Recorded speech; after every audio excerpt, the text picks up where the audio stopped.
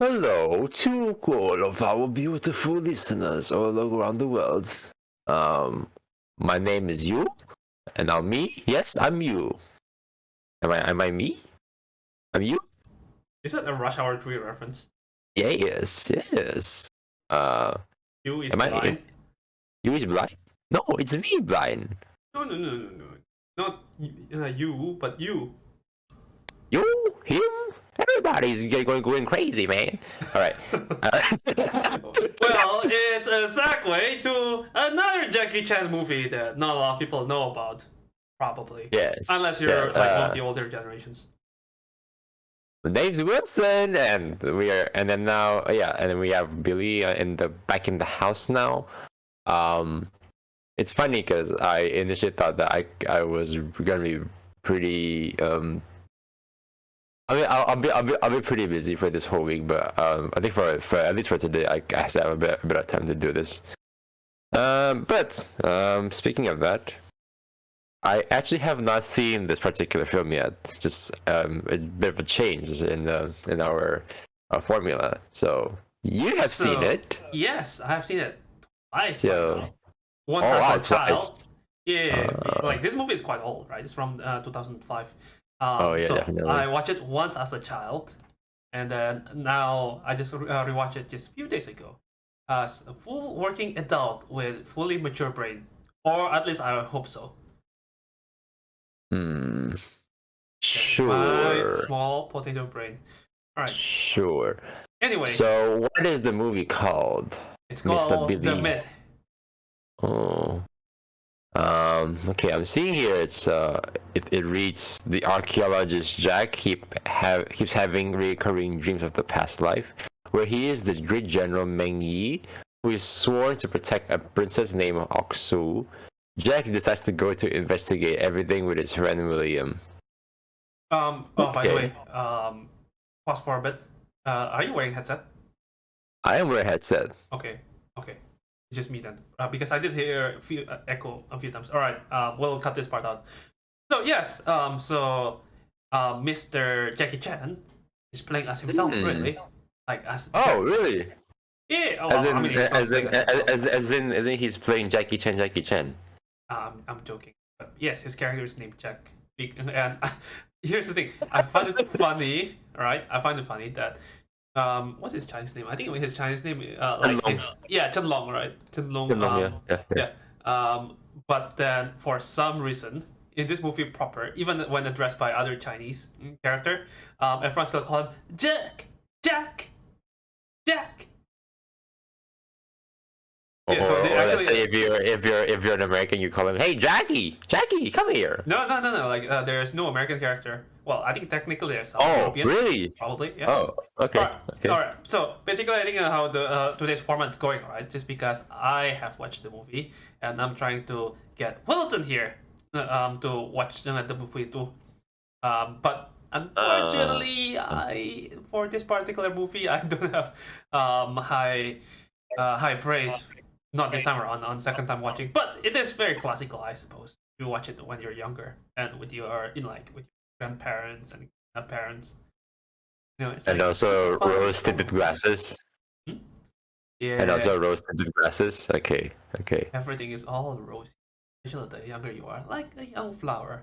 But anyway, so the story goes like imagine in a world where Jackie Chan is Jack. He's an archaeologist, but wait, he's also apparently the incarnation of a prehistoric, like a historical like this is during the medieval era or longer than that, like as a General Meng Yi.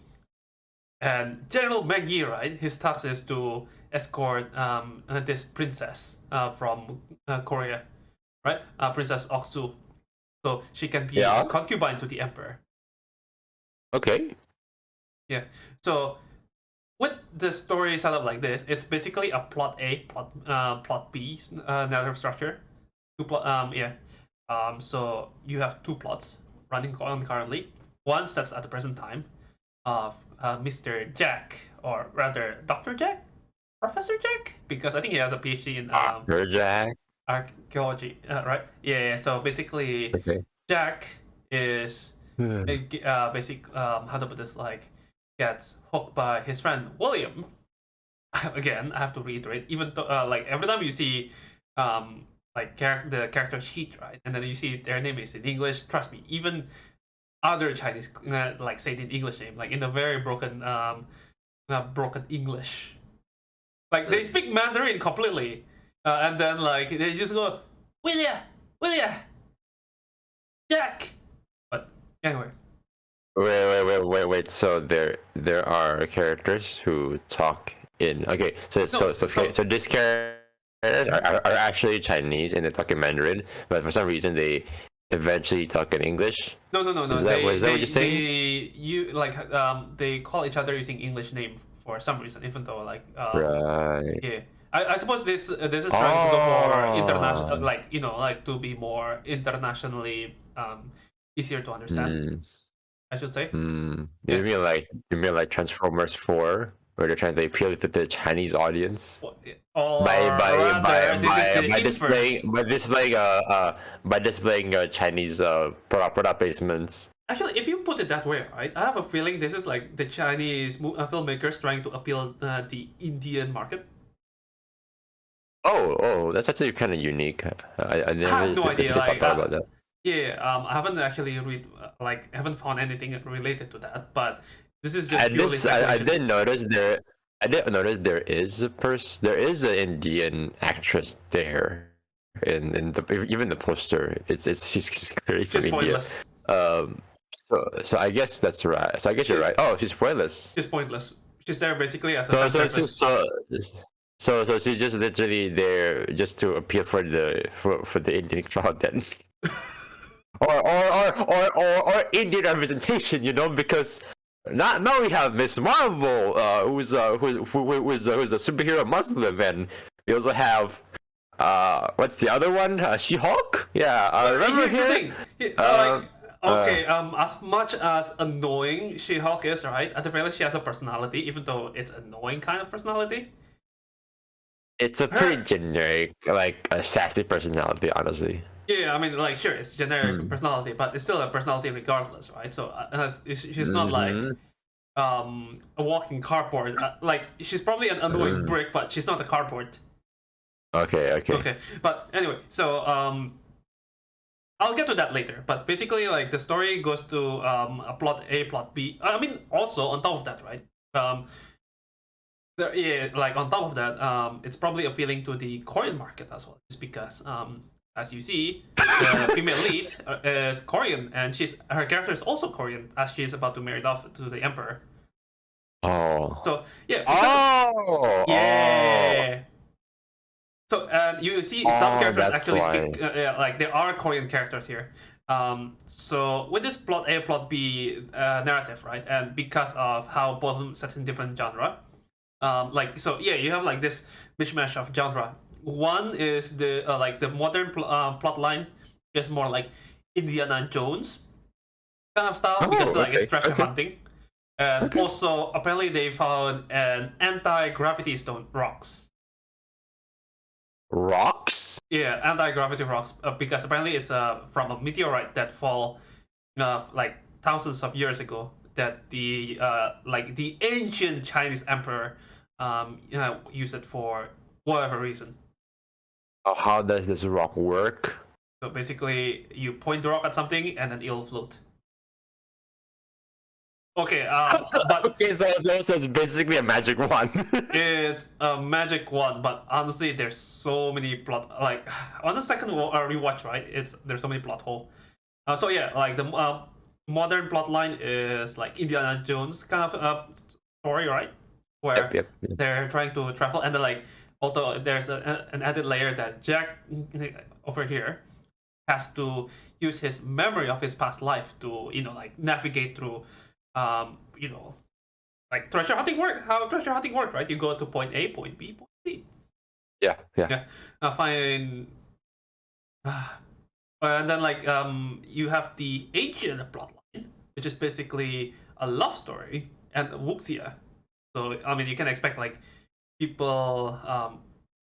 No, actually, I said it's wuxia, but then I don't know. Like the choreography style is actually all over the place. So it's not like Crouching Tiger, Hidden Dragon where they can fly all over. I mean, there are some feats of human strength, like super strength. But now come to think about it, I think it's a bit inconsistent because it's like they're not really committing to one particular style. It's just like, yes, they're super humans, but not really. So you're saying that they're superhumans? Like, I mean, like you get what I mean by Wuxia superhumans, right? They possess superhuman abilities, like let's say, okay, can they fly? No, they don't really fly. Okay, they can't fly. Do they Well, have super strength? because of the rock, they will fly later, but that's later, not the start. Yeah. Okay, no. As in, like, without the rock, no, they don't fly. Thing. So, but it's more like like one dude can take on hundreds of foot soldiers. Okay, so they have super strength, or they're just very good at fighting? I suppose they're very good at fighting. Okay. How about the durability? Pretty durable, I should say. And you know what's funny, right? I think it's getting more common in more modern film. But as far as my childhood memory goes, right? I think this is probably one of the earliest movie where I see armor actually matters in the fight, because you can see like like Meng Yi, right? Jack's previous incarnation. He actually sometimes utilizes his armor to fight. So basically, like when he's in a very like tough spot, he actually deflected to his chest, where it's armor plated. So the sword just like harmlessly just bounce off. Oh, yeah. So let's say like he used one hand to like he used his gauntlet to deflect sword strike to the face, and then to the side. But then like there's another sword strike, so he deflected downwards. So yeah, I have to say like choreography is pretty interesting. But in any case, right? I suppose this is a movie from early 2000s, actually mid 2000. So I suppose like people are still figuring out with all of this CGI. But there are a lot of bad CGI, I should say. As in the CGI. Okay, as in you're saying that they use too much CGI, and to the point that it gets really noticeably bad. Is that kind of thing? Yes, you can say that. Because the thing is, I suppose this is probably for safety reason. But so let's say you have a scene where like how Jackie Chan usually does his own stunt, like jumping from one ledge to another. Yeah. Like, but usually, right? Yeah, like Yeah. as far as I remember, usually those kind of stunts done in urban-like environment. Mm. So I suppose it's easier to control. But there are moments where he jump off from like cliff, like from a cliff to another like rock cliff, and then like he also like jump into a waterfall. So those are definitely like very noticeable CGI. The kind where it's not saturated properly, like coloring is a bit off, and also it's just like it's like just whoop, just like simple tween. Oh, okay. Yeah. Funny like how probably because of technology, right? Even students like a uni student probably could achieve better now, just because like how video editing technology and technique are much more mature. But you know what? I will forgive it because this is the early 2000s. But yeah, sometimes it's very jarring because like sometimes you have a set that looks physical, like that is physical. For example, like he's standing on a rock that is like surrounded by a waterfall. So all of those are real. But then I suppose again for safety reason, when the camera turned around to show what's in like where the waterfall leads, everything is CGI, and then you just basically can see Jackie just like this floating prop in the middle of green screen. About the because I know 𝓟𝓸𝓽𝓪 is known for doing a lot of his own stunts. It's pretty much the Asian Tom Cruise, right? Well, I mean, 𝓟𝓸𝓽𝓪 is basically the American Jackie Chan. That's what people say. Yeah. How many stunts is how many stunts that he actually did that are noticeably he actually did that in person on set? You know? I mean, this is not Any? like the police story, right? Like, have you seen No. those like police stories? Like all the movies that describe him. Actually, I will admit I probably have not. But at I least you've seen some of the think. clips, right? Like those are very crazy, where they jump off like from Oh yeah, yeah. many meters. Oh Um, yeah, yeah, yeah. yeah. Oops, me. So here's the thing about. God damn it. At that 60-minute mark. Damn it. Okay. So Turn off your potato phone. okay. Anyway, so with Jack, like, here's the thing about the stunts, right? It's Hmm. because not everything is practical, Yeah. and again, I have to cite maybe they are because of safety reason. But then I wonder if they could have done it done the shot in a more practical way that actually you can Hmm. still sell better rather than trying to go Oh. all fancy. Yeah. Hmm. Although again, like I said, I can still forgive this because this is probably at the stage where they're still experimenting with the technology, right? This is mid 2000 in China, mind you. Not this is not Hollywood, where probably is a bit more mature by this point. Yeah, yeah, yeah, yeah. Yeah, I do agree with that too. yeah. Hmm. But other than that, right? The story is just basically like it's very straightforward. Indiana Jones storyline. But god damn, I hate William. He's such an idiot. Oh wait. Let me try to like recall. So William is the psychic for William Meng is just Yi. a normal dude. He's basically like this semi loser, I should say.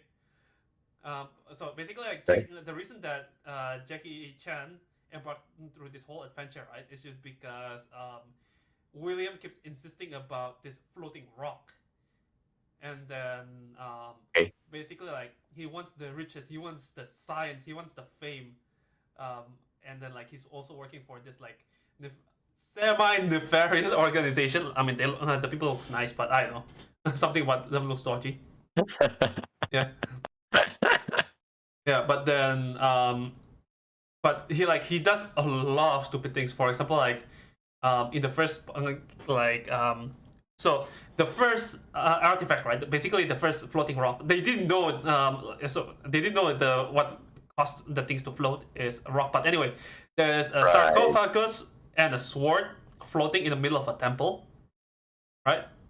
And Yeah. then as Jackie Chan is actually taking picture right beneath the sarcophagus, William just like start poking this black rock out of a statue, and then cause the whole thing to shake.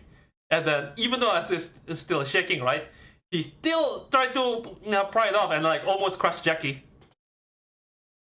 Are you trying to say the word esophagus? Sarcophagus. As in Sorry, the as not in that. Egyptian, but basically a floating coffin. Oh, that's the name. That's the actual name. Okay, okay. Yeah. I thought you're trying to I thought you're either trying to say the word esophagus, which is something that actually is Esophagus a and thing neck. that is Nah, a thing in our body, or that's nah, an nah, nah, nah. actual. That's not esophagus. Okay, okay, Yeah. okay. And then the whole ordeal, right? Basically, made them has to like force them to escape because they're in the middle of a temple where there's a communion happening because there's a guy who used the rock to make himself levitate to garner like religious followers, and then of course they get chased out by the followers or cultists, whatever you call them. Um, Right.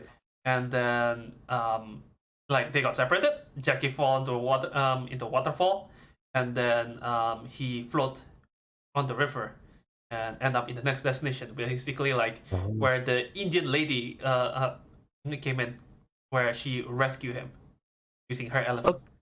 Oh. Oh. Okay. Yeah. But then like you woke up. Uh, Um. So yeah, they actually speak in English. I'm okay with that, and still, like, still funny to see Jackie Chan trying to speak English. I mean, this is probably not his first, but because Rush Hour is made before this, but still, um, good on you, Jackie. But anyway, so she like, oh, like you need to talk to my uncle because I think he can help you. Wait, wait. how come the relationship goes up so fast? And then like he talked to her uncle, and apparently like, oh, if you need to find answer, it's in your past life. Like, oh, what? It's like like it doesn't. It's probably not as bad as I make it sound, but trust me, it's like tone wise, it's so quick. Just because Jackie just still have this recurring. I forgot to mention that he has a recurring dream of him being the General Meng Yi. But yeah, he seeks explanation. And then like after this talk, we go have like, you call it a flashback. Basically, it goes back to the medieval period. And yeah, it just basically goes to show that Meng Yi and Oksu starting to love each other, sort of. But then it's kind of like a forbidden love because Oksu is supposed to be for Emperor, right? And then like Meng Yi tries to like follows his mission to escort her safely. But completely honest, I still don't understand why the romance happened, and I don't care about the princess, to be honest with you, because like she's just like, she feels responsible. I wish there's more dialogue, really, like normal dialogue, just to show that they're building a relationship. Because honestly, at this point, right, they're so like, how to put this, because both of them technically save each other's life on multiple occasions, but starting to make me think that, oh boy, it's like you form a love over like shared distress. You know, you get what I mean? Yeah. Yeah. So, so these two went through so many traumatic moments, right? Like life or death situation, and then that's how they fall in love. But other than that, nothing much. Right. Which is, I suppose, that's a human thing to do, but at the same time, it's just like, as a movie watcher, it's like, what? Where's the feeling coming from? You know, like maybe it's hard to relate. I suppose that's the point of a movie, right? Something that you can relate, and something that you slowly build. Um, yeah, it's like, I just say that the pace is too slow. I Like there's noticed so many so at least the information that you gave me for this film. Okay, maybe it's just, it could be just you. Could be just you. You're not a really good storyteller. Yeah. But maybe also at the same time, the movie itself, even when what you told me, it sounds as if it's trying to be so many different things. It does. You're right. And it never actually commits to one, if that makes sense. Because you said that, yeah, there's this one story that it's kind of like trying to be like an Indiana Jones thing in its own way. Okay, sounds interesting. Okay, that could work, right? And then, okay, what's the other one with the one that the one that takes place during the ancient time, right? It's basically a tragic love story, wuxia love story. Sort of. Right. Okay, so there's that, right?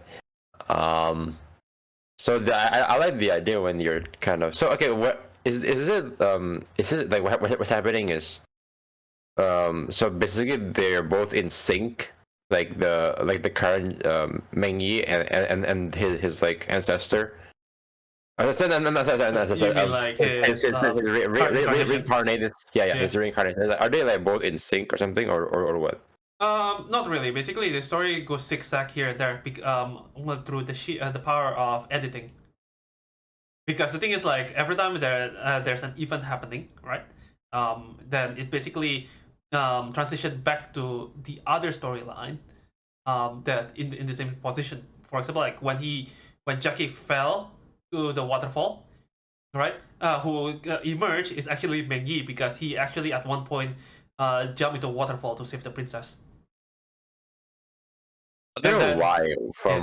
I don't know why. This reminds me. Especially it reminds me of your name, like this kind of like different timelines, kind of like story, but then they're both happening kind of at the same time. Oh boy! I mean, like, how to put this? But sometimes the transition is so jarring. Yeah. Does that remind you of that for a little bit? Because Yeah. because it does give me the thing that, yeah, that sounds a lot like this. But yeah, it's like sometimes the transition is jarring. Like for example, right? Like Meng Yi's horse, just recently got impaled by a ballista. Okay. Oh no! You know what's even sillier, right? I mean, I know this is wuxia genre, but like, and I know sometimes wuxia doesn't care about physics. Right. But at the same time, like at least you make contraption that is actually makes sense. So do you know how the ballista work, right? You know like what's a wait, hang on. You know what's a ballista?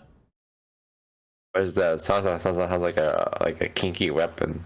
I mean, like if you get if you like to get penetration, maybe it's for you. But anyway, it's basically a giant ass crossbow. Like when I say it's a giant ass crossbow, it's hey, focus. So you have this crossbow is like maybe around I 2 wonder meters if they long. actually, I wonder if they actually like sell this like in my local sex shop. God damn it! What have I done? Uh, but that's the thing. Like like how crossbow work. You pull the string to build tension, right? And then you Yeah. release it wholesale. Now with crossbow, you use like a lever and this like pulling mechanism. But Yeah. and by the way, ballista is huge. It's like 2 meter long, right? Oh yes, Yeah. yes. But then this It's guy, really big. yeah, basically there's this guy who pull it out by his lonesome self, while there's like two other dudes holding the ballista, like making the ballista stand, holding on their shoulder. But he's just like pull back. Sure, he put effort, but no. I mean, like if you can do that, would you get like how is it possible for you to pull that without you yourself not getting thrown, like get shot out? But anyway, Mm. the horse died, and Meng Yi light his hand on the horse, right, to Yeah. feel its dying breath. Do you know how it transitioned to the modern time? So the camera is focusing on his hand on the horse, right, on the dying horse. Guess how Mm-hmm. the transition happened? How? It's I have no not a idea. direct cut, right? It's a fade in, fade out, but it's just basically Jackie waking up on his desk, holding a mouse on his hand. Wait, like a computer Yes, mouse? a computer mouse. Oh boy, it's such a like. I just and then I was wondering to myself, hang on, did they just make a pun? Yes, they just pick a pun.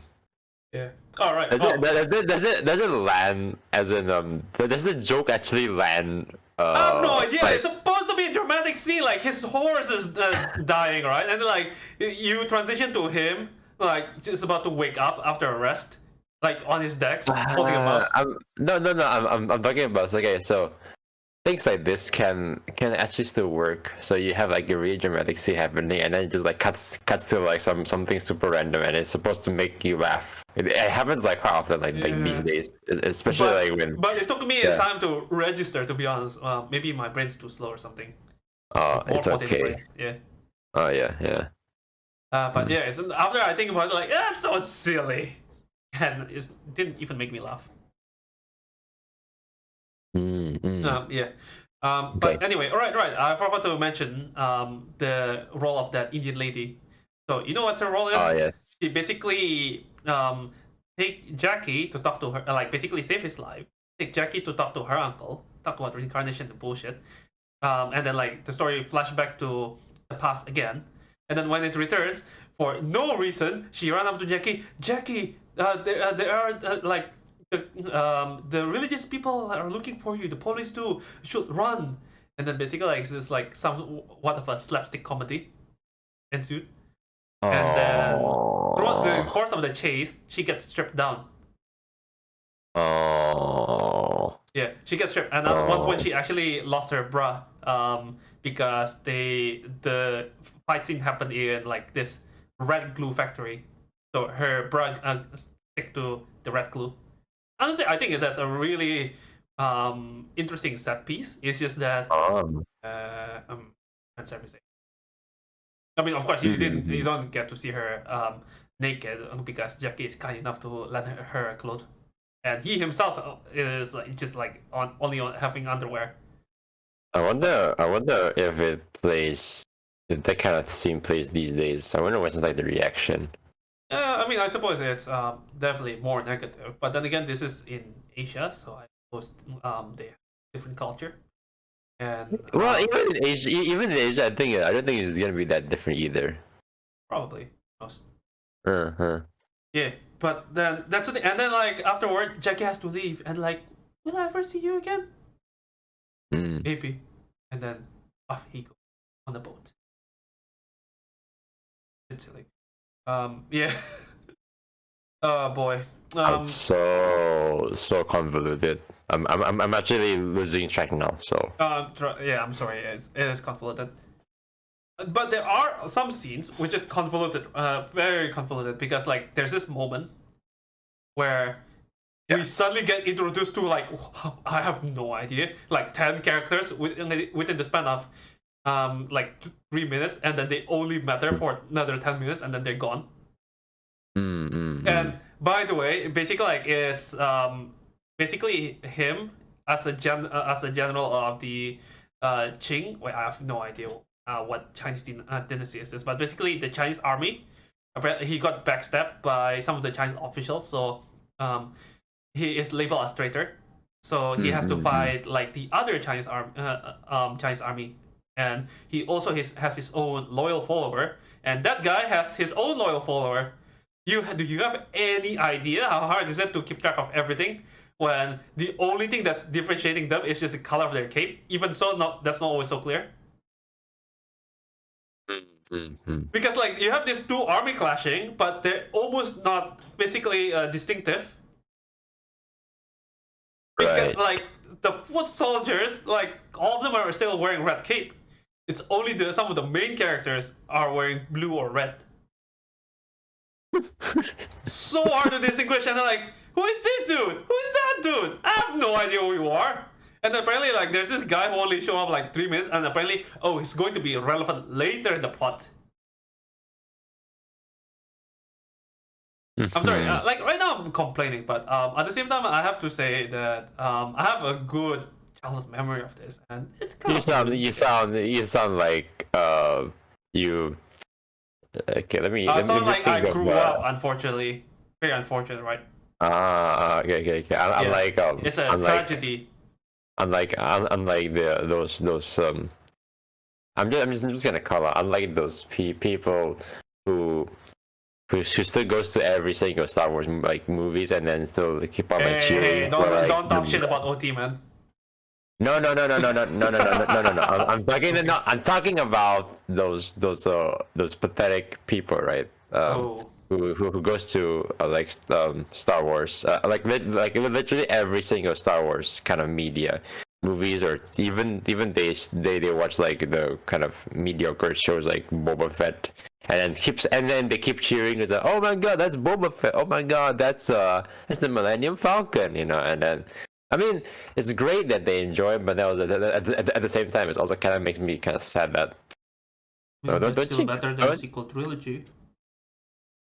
Yeah, no. The thing is, that's actually what's happening now in the sequel trilogy. It's just mostly, like these people don't really see that the movie is bad. They just see that, oh, I see that Millennium Falcon. I see Luke Skywalker. I know who is he. I know what's that. And then it gives them like this dopamine, like euphoric sensation that it's pretty. Yeah. I don't know.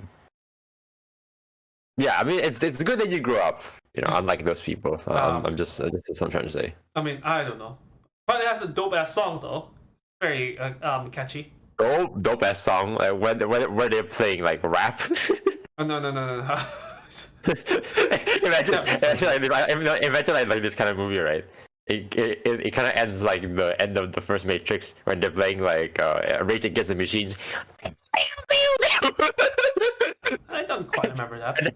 And then you see like Neo just like flies off to the camera. Yeah, but with this one, right, it's just that the song, which is called "Endless Love," talks about an immortal love. between Usu and Oh, Meng Yi, and it's oh. very popularly sung in like Asian karaoke with the older people. Okay, okay, okay. All right. Yeah. And I honestly, I'm can thinking see about I can see the kind of audience that this could actually yeah, yeah, like yeah, yeah. please. Yeah, yeah. It's somewhat brainless, but then again, I suppose that I'm sorry, Grandpa, but I suppose you just want to see some entertainment. No, I mean like no, it's like I don't. It's like those like okay, so you got like those people who because like they have like other stuff to kind of like they're more interested in. They're not really interested to have like actively watch movies. So I actually still respect that. So Yeah, this kind of thing that it's kind of for them, but not really for us because when we watch something we do want something to think about, right? It's like, oh, yeah, okay, yeah, I yeah. want to be, I want to kind of like escape reality into like this fantasy But because in it's so hindsight, right? interesting. But we Yeah. have the power of hindsight because when I first watched this, I was like what 11. So I like my wait, hang on.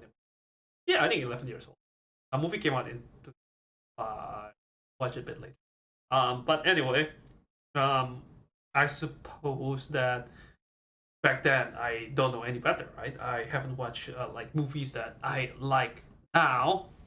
Hmm. So yeah, I suppose it's easy to say that like oh yeah, it's like we like to think. I mean, back then I don't know what a thinking movie is, but it is what it is. And I don't regret watching. I just What is your what is your first thinking movie? Just to first ask you thinking that. movie Yeah, like yeah. Or let's say okay, is that too hard for you to come up? do you want to hear of like my weird ass interpretation? The What do you mean first by thinking movie I'm going to make you laugh okay? is Revenge of the Sith. Okay, okay, I know, like, yeah. what? Why? It's like the movie is very straightforward. I mean, yes, it's very straightforward, but then I'm trying to draw the like I don't know, maybe because back then I was I was learning literature, so I'm just like trying to make like character study inside my head. It's like the tragedy of Anakin Skywalker as he fall to the dark side was tempted to it. Why his motivation? It's like I think Is about it it is it is it too like a much. school assignment that you need to No, no, do? no, no, no, no, no, no, no, no, no. This is something that I just did in like inside my own head, and then like I'm trying to rationalize it. Oh shit! I just remember something. I remember there's so we have I think I was still on my seventh grade when this happened.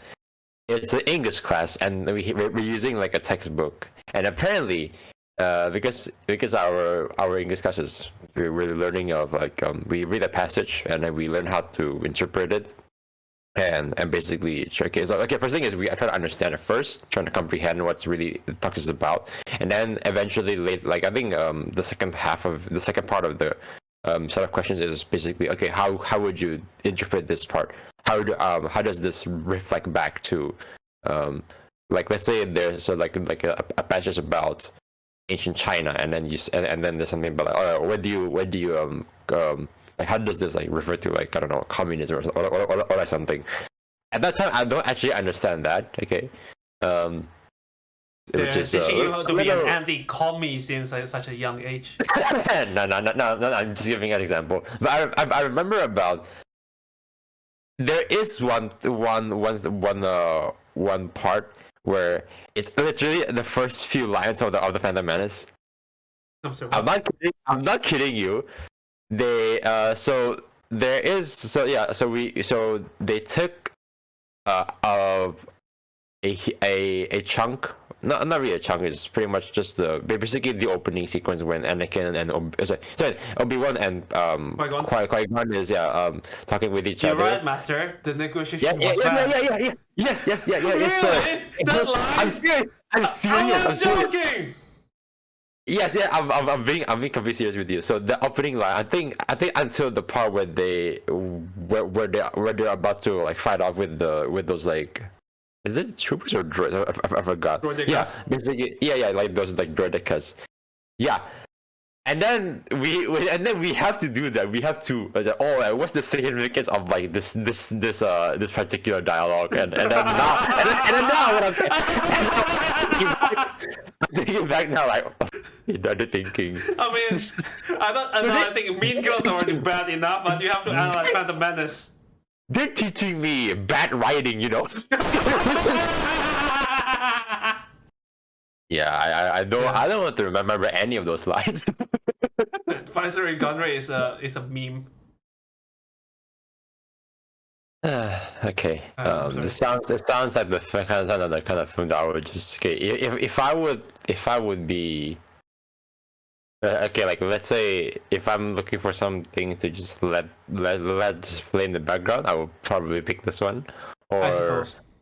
I don't know. Maybe I might actually sound like I can recommend something like this to let's say people probably in their 30s, 40s probably, you know, who vaguely knows who Jackie Chan is, and are kind of fans with not kind of fans, but they recognize some Hong Kong actors.